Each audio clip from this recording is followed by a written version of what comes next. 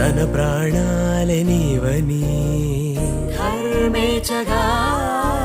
తన మనసంత నీదని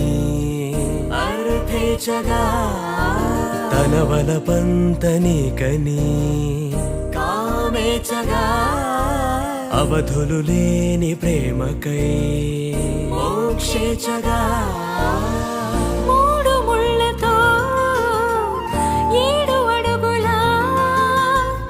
అగ్ని సాక్షిగా ఇద్దరు ఒకటిగా